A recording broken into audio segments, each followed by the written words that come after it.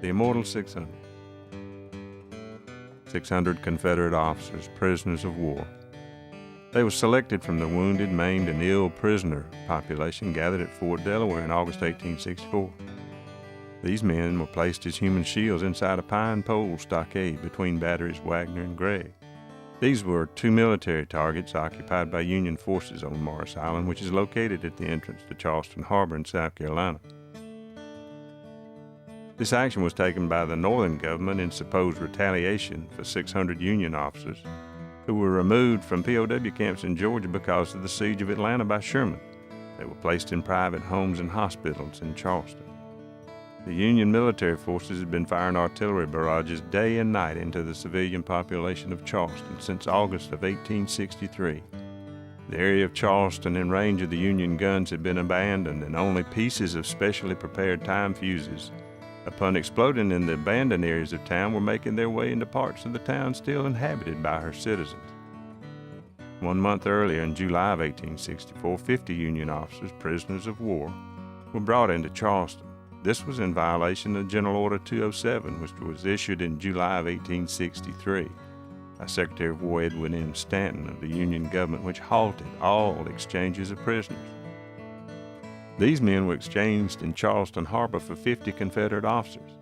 This event led the Union authorities to select only men physically unfit for service to be chosen in the 600. The Union government had suspended the legal exchange of prisoners due to the fact that they had records of Confederates being captured and released 2 or 3 times. Union forces were being replenished by immigrants arriving at Castle Garden in New York. The Confederate government had no such resource available to resupply their lines. If the POW exchange had not been stopped, there would have been no Andersonville, nor Camp Douglas, Elmira, or any of the other numerous northern death camps.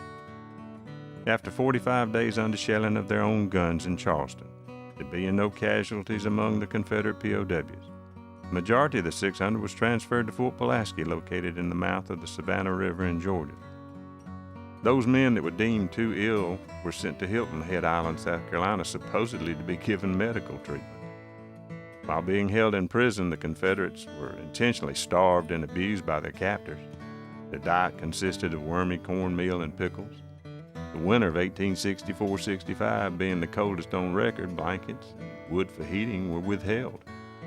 One Confederate POW wrote in his diary that there was 4 inches of snow at Fort Pulaski on Christmas Day. From October 22, 1864 until March 4, 1865, when the remainder of the 600 were placed on board ships that eventually carried them back to Fort Delaware, 13 men were murdered, as one survivor called it, at Fort Pulaski. In his diary, Captain George Nelson of the Hanover Artillery in Virginia said, "The consequence of all this was that prisoners died like sheep. Whatever the immediate cause of their death, that cause was induced by starvation. And over the dead bodies of 9/10 of those brave men, there can be given but one true verdict: death by starvation." Miraculously, only 44 of the original 600 were killed, 13 at Fort Pulaski, 5 at Hilton Head, 23 upon return to Fort Delaware, 2 aboard the USS Illinois, and 2 upon reaching their homes after they were released. 7 escaped and returned to their regiments. March 21, 1865, roll call at Fort Delaware. Only 295 of the original 600 were physically able to stand.